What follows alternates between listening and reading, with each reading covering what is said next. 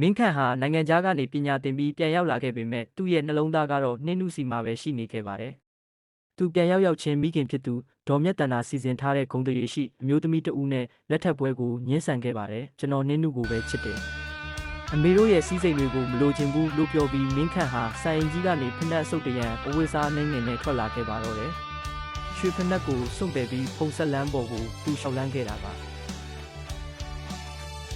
မင်းခန့်ဟာနှင်းနုကိုနေမျိုးလေးတစ်မျိုးမှာရှာတွေ့ခဲ့ပါတယ်။နှင်းနုကတော့သူ့ကိုမြင်မြင်ချင်းမယုံနိုင်အောင်ဖြစ်ခဲ့ရပါတယ်။မင်းခန့်ကသူမကိုဘယ်တော့မှမခွဲတော့ဘူးလို့ကတိပေးခဲ့တယ်။သူတို့နှစ်ယောက်ဟာမြို့ပြနဲ့ဝေးရရွာလေးတစ်ရွာမှာအိမ်လေးတစ်လုံးဆောက်ပြီးနေထိုင်ကြပါတယ်။မင်းခန့်ဟာအရင်ကလိုတထေးသားမဟုတ်တော့ပဲနှင်းနုနဲ့အတူသပင်ရှိရှိလေးကိုတောပန်းလေးတွေနဲ့ဆင်ရင်ပေးပြီးလမ်းဘေးမှာပန်းတူတူရောင်းဟင်းသီးဟင်းရွက်တွေစိုက်ပျိုးပြီးရိုးရှင်းတဲ့ဘဝလေးကိုတည်ဆောက်ကြပါတယ်။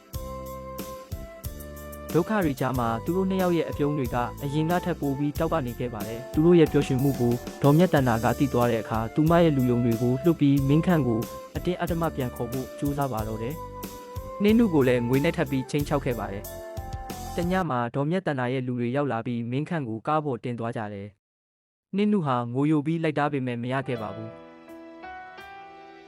သူမယူကျုံမရဖြစ်ကမြေကြီးပေါ်မှာလဲကျနေခဲ့ပါတယ်။နှင်းနုမျက်ရည်တွေနဲ့ကိုမင်းခန့်